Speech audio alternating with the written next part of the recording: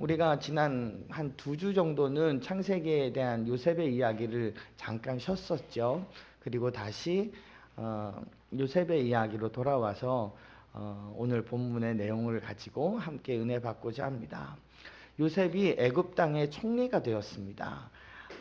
총리가 되고 나서 총리가 될 때까지도 요셉은 사랑받고 지내다가 형들이 죽이려고 하고 죽이지 말라고 하는 몇몇 형들의 말대로 죽이지는 않았지만 종으로 팔려가게 되죠.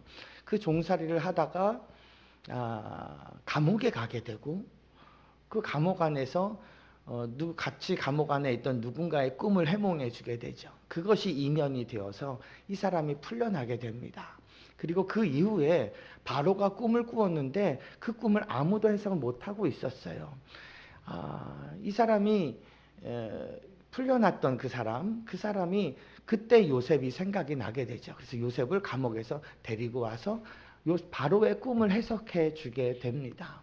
그 꿈에 대한 해석의 내용이 7년간의 풍년, 그 이후에 7년간의 흉년이 있을 거라는 거였어요. 이 일을 누가 할 수 있을까? 그때 바로가 요셉을 그 애굽 땅의 총리로 세우게 됩니다. 그래서 7년 동안 어떻게 풍년이 있을 때 그래서 곡식을 다 창고에 저장을 했어요. 처음에는 몇 가마니가 들어갔는지 다 숫자를 세다가 나중에는 너무 많아서 숫자를 세기를 멈췄다라는 이야기까지 있을 정도로 7년간 곳곳에다가 곡식을 쌓아놓습니다. 7년의 풍년 그 뒤에 7년의 흉년이 있잖아요. 흉년이 찾아왔어요. 그리고 나서 흉년이 한 2년쯤 지났을 때 그때가 오늘 읽은 이 본문쯤이에요. 가나안 애굽 땅에만 흉년이 왔던 것이 아니라 그 주변에도 흉년이 왔어요. 그래서 요셉의 고향인 가나안 땅에 살고 있던 그의 아버지 야곱과 그의 형들이 먹을 것이 없는데 저 애굽 땅에 가면 먹을 것이 있다라는 소리를 듣게 되고, 그래서 그의 형들이 애굽 땅에 와서 곡식을 구하려고 요셉 앞에 있게 되죠. 원수를 만난 것과도 같은 그런 장면이었어요. 그런데 요셉이 몇 가지를 시험합니다. 그리고 이들을 용서해 주게 되죠. 아니, 용서는 여러분 혹시 기억나세요? 용서는 무조건 해야 되는 거예요. 이 사람이 나한테 와서 싹싹 빌고 잘못했다 그러면 알겠어. 그러고서 용서해 주는 것이 아니라 용서는 복수를 내가 안 하기로 마음 먹는 것이 용서예요. 무조건 용서했죠. 만약에 용서를 안 했다면 이 형들을 시험하는 일 또한 없었을 거예요. 그냥 죽여버리거나 그냥 귀양 보내거나 그렇게 하면 되죠. 이미 용서를 했어요. 하지만 용서가 회복으로 나아가려면 이 사람들이 변해야 돼요. 기억나세요? 설교가 혹시? 이 사람들이 변해야 돼요. 그래서 몇 가지를 시험을 해요. 정탐꾼으로 모함을 하기도 하고, 그리고 집에 막내 동생이 있다 그러는데 막내 동생 없는데 괜히 있다 그러는 것 아니냐. 이 다음에 올 때는 막내 동생 데리고 와라. 그래서 막내 동생도 살아있는 것을 보게 되고 그 막내 동생을 도둑놈으로 몰아요. 생각나시죠? 도둑놈으로 몰아서 그 베냐민만 잡아다가 두고 나머지는 다 알아서 가라 뭐 이렇게도 얘기도 해요. 그 과정 속에서 이 형들이 이제는 예전과는 다르구나 하는 것을 알게 되죠. 자기들끼리 하는 이야기를 들어요. 지금 우리가 이렇게 어려움 당한 것은 그때 요셉이 그렇게 살려달라고 했을 때 그때 우리가 그냥 외면해서 지금 우리의 얘기를 이 사람이 이렇게 안 듣는 것 아니냐 라고 얘기를 하며 자기들끼리 그런 이야기를 하며 과거에 잘못했던 것을 뉘우치고 있는 형들의 모습을 봤어요. 또 한 가지는 회복으로 나아가려면 같은 죄를 반복하지 말아야 돼요. 나 잘못했어 라고 말은 해도 똑같은 잘못을 또 할 수도 있잖아요. 그래서 베냐민 데려오라고 했던 것도 그런 이유였잖아요. 나를 이렇게 팔아버리듯이 베냐민 살아있다고는 얘기하지만 혹시나 누가 알아? 나 팔아버리고 거짓말했던 형들이 베냐민도 팔아버리고 그냥 살아있다고 얘기하는 줄? 그래서 베냐민 데리고 오게 했던 거예요. 그래서 베냐민의 얼굴을 보게 된 거죠. 똑같은 죄를 똑같이 다시 범하고 있지는 않구나 하는 것을 알게 되었죠. 결정적인 장면이 한 가지 있었어요. 그것은 무엇이었냐면 베냐민을 도둑놈으로 몰아서 베냐민만 잡아두고 나머지들은 가라 했어요. 그때 유다라고 하는 형이 나서서 아니요, 저 베냐민은 우리 아버지에게는 생명처럼 소중한 아들이에요. 그러니까 베냐민은 놔주시고 대신 제가 종이 되겠습니다 라고 말을 해요. 그 말 앞에 형들이 이제는 정말 바뀌었구나.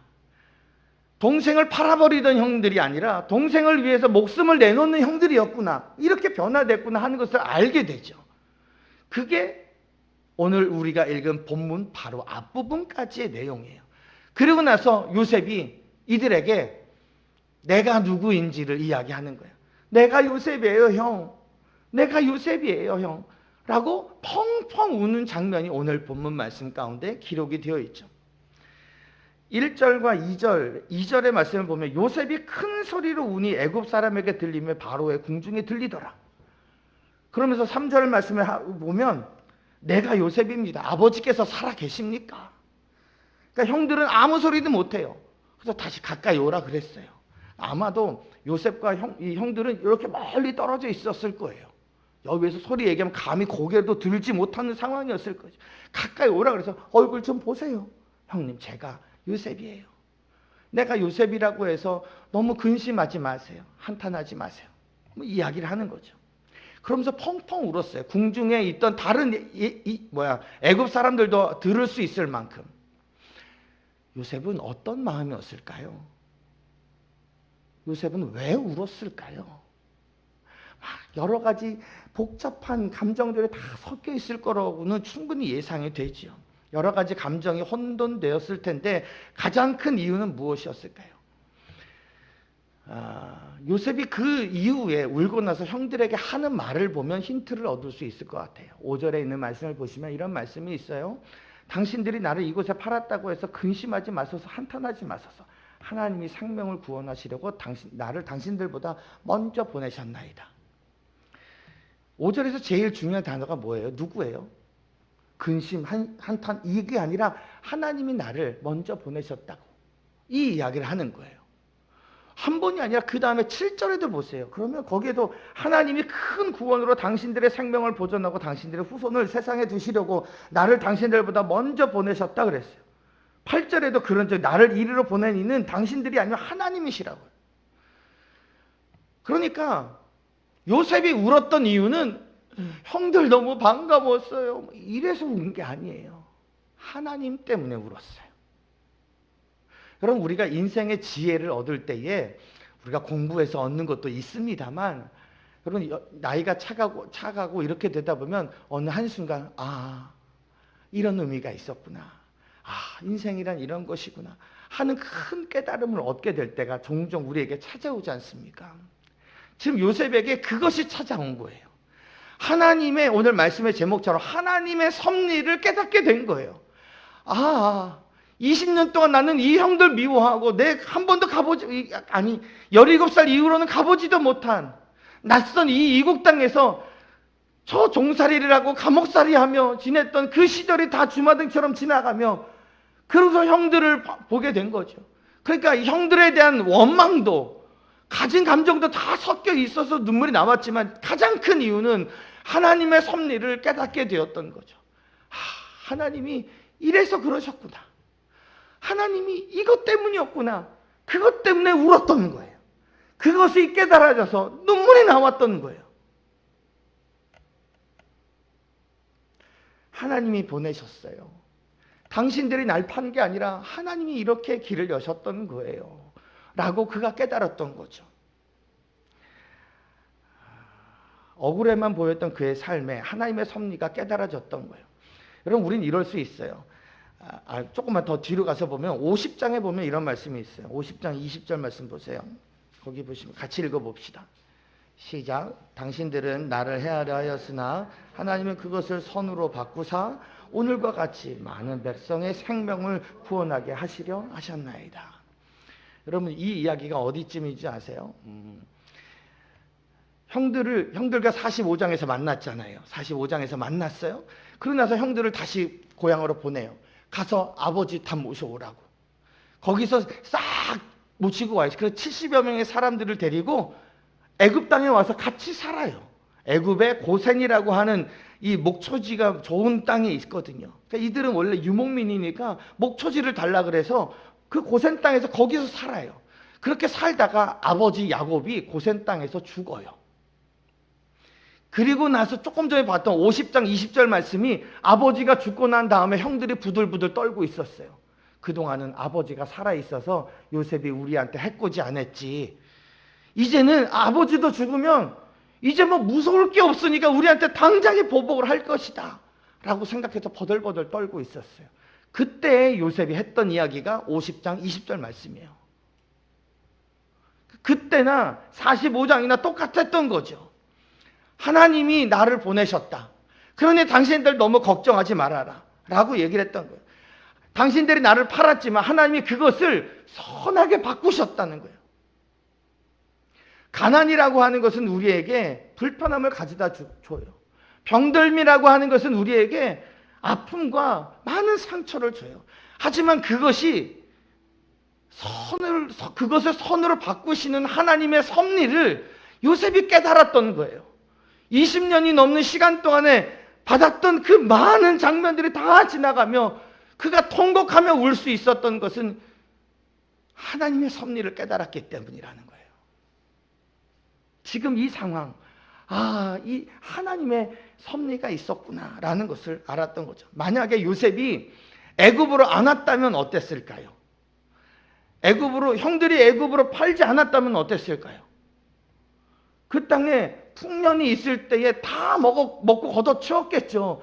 흉년을 누가 대비해요? 여러분, 우리들은요, 사업이 잘 되면 이 다음에 안 될 때를 대비해서 하는 사람이 몇이나 있어요. 대비를 못하지요. 흉년이 오면 다 굶어 죽고 마는 거예요. 애굽이 죽고 주변 나라가 죽고, 그렇게 되면 요셉의 형제들, 그의 아버지도 죽고 말았을 거예요. 요셉은 이런 하나님의 섭리를 깨닫게 되었던 거죠. 여러분, 저는 오늘 섭리라는 말이 잘 안 쓰는 말이잖아요.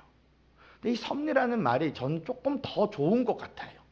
섭리가 뭘까요? 쉽게 보면 하나님의 뜻, 하나님의 계획이죠.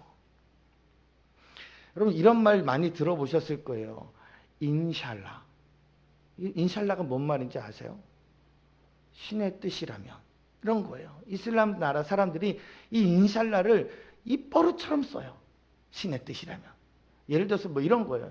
이슬람의 나라에서 선교하시는 분들을 보면 내일 여기서 한 12시에 만나자. 같이 점심 먹자. 그럼 그 사람들 뭐라고 하는지 아세요? 인샬라. 신의 뜻이라면 만날 거다. 다음날 가서 보면 안 와 있어요. 근데 왜 안 왔느냐? 인샬라. 신의 뜻이었다. 다 뭐 이렇게. 사고가 나도 인샬라. 잘 돼도 인샬라. 안 돼도 인샬라. 다 신의 뜻, 신의 뜻. 이렇게 신의 뜻을 함부로 쓰는 거예요. 여러분, 우리도 때로는 이 하나님의 섭리, 하나님의 뜻, 계획을 함부로 쓸 때가 있어요. 그냥 막 쓰는 거예요. 자기 멋대로 해석하는 거죠. 요셉도 하나님의 뜻, 하나님의 섭리를 자기 멋대로 해석할 수도 있는 상황이에요. 20여 년 만에 형들이 내 앞에 와서 무릎을 꿇고 먹을 것을 달라 그래요. 인샬라야, 완전히. 하나님의 뜻이다. 하나님의 섭리가 있구나. 이렇게 되갚아 줄 수 있는 기회를 나한테 주시는구나. 이렇게 복수할 수 있는, 이렇게 내 원한을 풀어주시는구나. 하나님이 감사하구나. 이렇게 생각할 수도 있는 상황 아니겠습니까? 내 욕심과 내 이익을 하나님의 뜻이라고 하는 말에다가 끼워 맞춰서 빵 얘기해버리는 거죠. 믿음도 좋아 보이고, 복수도 합리적으로 되어 보이고, 복수도 그렇게 나빠 보이지 않게 만들 수 있는 것 아니겠어요? 여러분, 우리가 이걸 주의해야 합니다.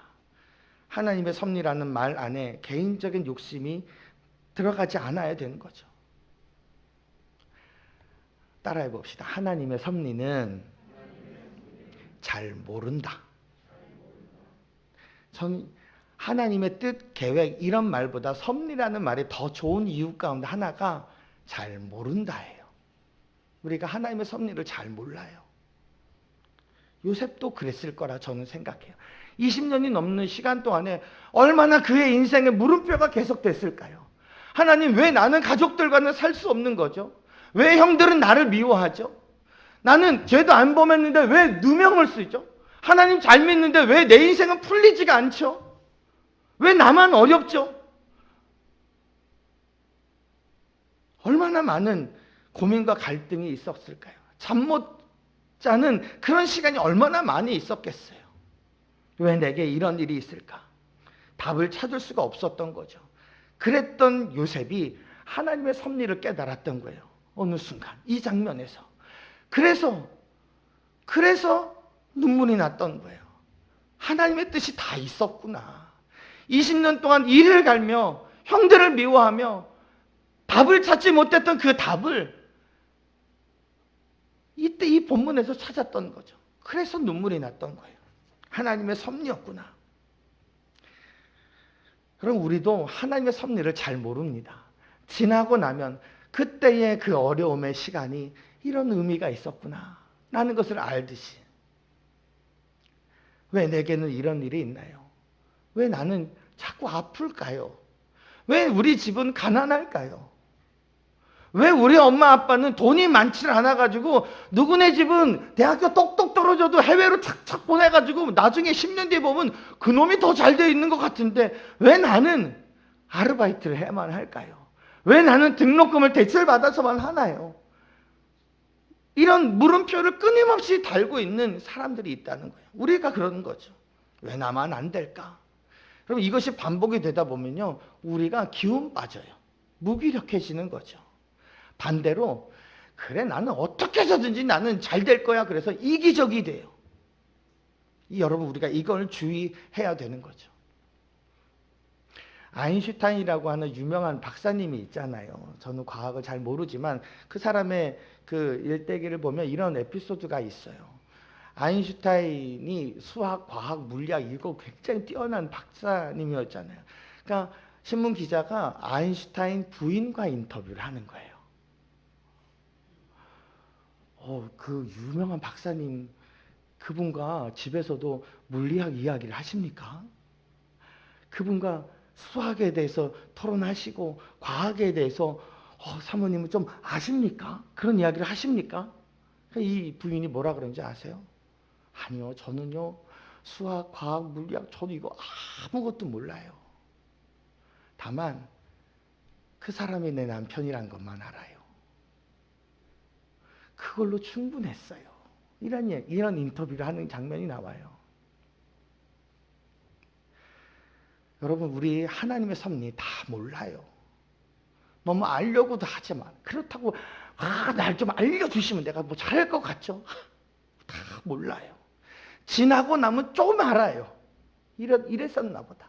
그때 그 고통의 시간이 오늘날 내가 이 자리까지 있게 했나 보다. 이걸 지나고 나면 알아요. 그러니까 너무 하나님 왜 그러신 거예요? 왜 나만 이렇게 어쩌고 너무 그렇게 애쓰지 마세요. 몰라도 돼요. 다만 그 하나님이 나의 하나님이라는 것만 알면 돼요. 베푸신 은혜를 알고, 잘 따라해 봅시다. 베푸신 은혜를 알고,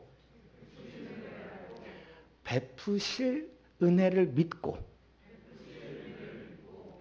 이걸만 기억하면 된다고 생각해요. 하나님이 내 삶에 어떤 섭리를 베푸셨는지 그걸 뒤돌아보면 알아요. 조금만 생각해보면 알아요. 지금 이 문제 때문에 죽겠죠? 몇 년 전만 생각해보면 알아요. 하나님이 어떻게 섭리를 베푸셔서 아무것도 모르던 나를 이렇게 만들어 오셨는지 하나님의 섭리를 알아요. 앞으로는 모르겠으니까 뭐 또 죽겠죠? 어떻게 하라고요? 베푸실 은혜를 믿고. 이래서 우리에게 믿음이 필요한 거예요. 언제까지 알아야지만 된다고 다 생각하는지 몰라요. 믿고 나아가는 거죠. 하나님의 섭리를 깨달은 요셉이 달라졌습니다. 그 형제들의 마음이 어떤지를 알아요. 근심하지 마세요. 내가 요셉이라서 많이 놀라셨죠? 가까이 와서 보세요. 저 요셉 맞고요. 근심하지 마세요. 이젠 죽었다 한탄하지 마세요. 하나님이 당신들보다 먼저 나를 보내신 거예요. 하나님이 보내셨다고. 하나님이 계시다고. 그러니까 하나님의 섭리를 깨달으니까 사람한테 너그러워지는 거예요. 여유가 생기는 거예요. 용서가 되는 거예요. 그래서 회복이 일어나는 거예요. 하나님의 섭리를 못 깨달으니까 막 이놈을 죽여야지만, 이놈한테 내가 갚아내야지만, 그래야지만 내 마음이 막 시원할 것 같은 이런 억척스러움이 막 생겨나는 거예요. 누구는 그럴 수 있어요. 요셉이 너그러워서 그렇다고. 요셉이 마음씨가 좋으니까, 목사님, 요셉은 마음이 좋으니까, 그의 성품이 좋으니까 그렇게 용서를 하는 거죠. 저는 절대 못해요. 아니에요. 하나님의 섭리를 깨달은 자는 용서가 돼요. 품어주게 되는 거죠. 우리는 눈앞의 원수만 보지 말아야 돼요. 눈앞의 고통만 보지 말아야 돼요.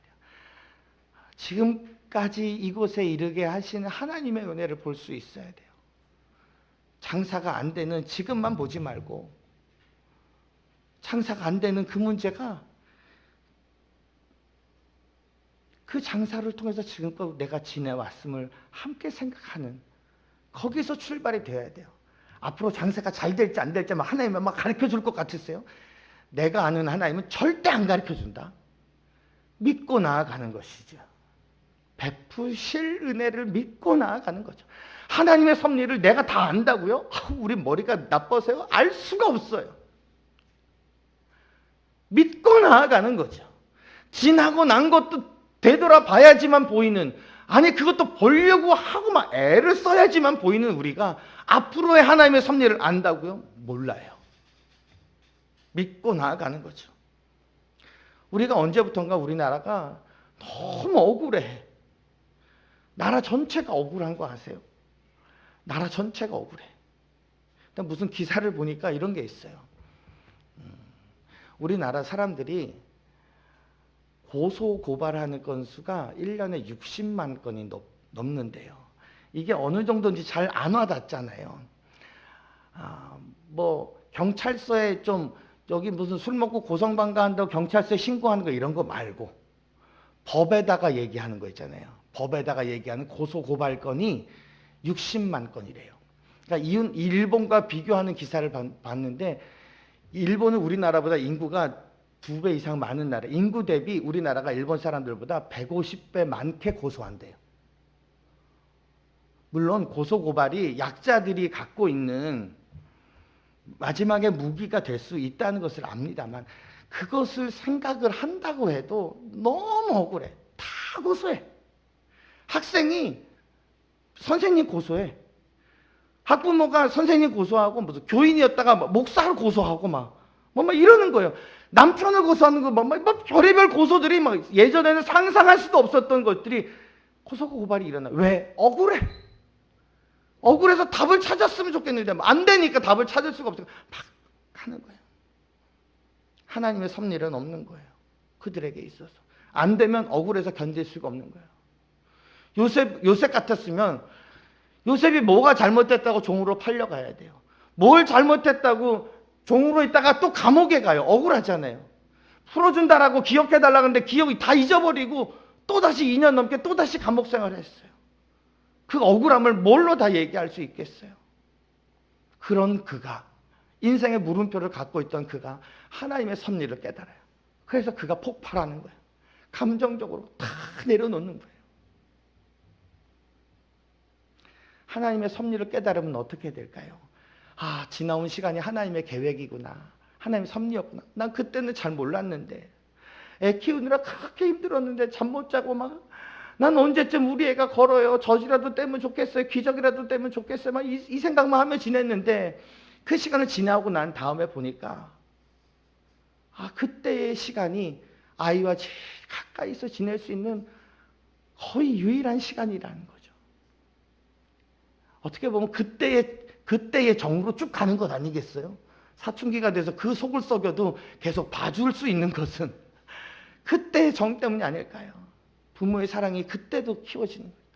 애를 낳았다고 부모가 아니라 사랑해야 부모잖아요. 그러니까 그 아이를 위해서 헌신하는 것을 배우게 하시는 거죠. 하나님의 섭리가 있는 거예요. 지나온 시간이 감사가 되는 거예요. 하나님의 섭리를 깨달은 사람의 첫 번째 반응은 감사가 넘치더라는 거예요. 감사함이 넘치더라는 거예요. 그리고 요셉처럼, 요셉이 왜 울었을까요? 하나님의 섭리를 깨달아서 그게 하나님의 위로로 다가오는 거예요. 하나님이 나를 내버려 두신 게 아니었구나. 하나님 나를 버린 것이 아니라 씨를 뿌리셔서 거기에서 씨앗이 나게 해서 이만큼의 열매가 되게 하셨구나. 그것을 깨닫게 되는 거죠. 어려운 순간마다 하나님께서 위로하셨음을 경험하게 되는 거예요. 그래서 이 형들의 마음이 어떤지를 알고 오히려 형들을 위로하는 자가 되었던 거죠.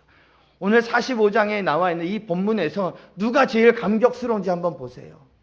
나를 용서해 준다고 너무너무 고마워 요셉아. 그래서 용서받은 형들이 감격하고 있는가요? 아니요. 하나님의 섭리를 깨달은 이 요셉이 감격해 하고 있다는 거예요. 하나님의 위로를 경험했기 때문에 그렇다는 것입니다.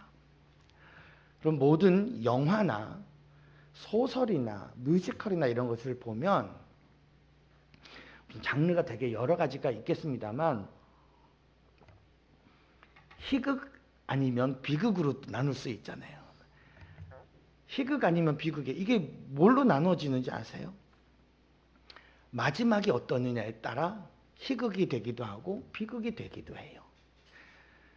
앞부분은 막 코미디처럼 했다가 맨 마지막에 슬프면 그것은 비극이 되는 거예요. 앞에는 너무 슬펐다가도 맨 마지막에 해피엔딩이 되면 그거는 희극이 되는 거예요. 그래서 마지막이 중요해요. 우리의 인생은 희극으로 끝날까요? 비극으로 끝날까요? 마지막이 가까우면 가까울수록 연세가 많으신 분들은 그 마지막 때를 정말 잘 사셔야 해요. 마지막에 다 까먹는 인생이 너무 많아요. 마지막에 젊은 시절에는 그냥 아주 그냥 막 살다가 마지막에 비참한 최후를 맞이하는 경우들도 많아요. 마지막이 결정하는 거예요. 내 인생이 희극이었는지 비극이었는지는. 하나님의 섭리가 우리의 삶 가운데 있습니다. 그 섭리를 우리는 다 알 수가 없습니다. 하지만 되돌아보면 지금까지 하나님이 나를 인도해 오셨던 것을 조금만 되돌아보면 앞으로 나에게 어떻게 하실지 잘 모르시겠습니까? 하나님이 지금까지 내 삶에 이렇게 해오시고 이렇게 좀 곰곰이 생각해 보면 그 다음에 이쪽 방향이 아무것도 안 보여도 좀 믿음이 생기지 않을까요? 베푸신 은혜를 생각해 보면 베푸실 은혜가 믿어지지 않을까요?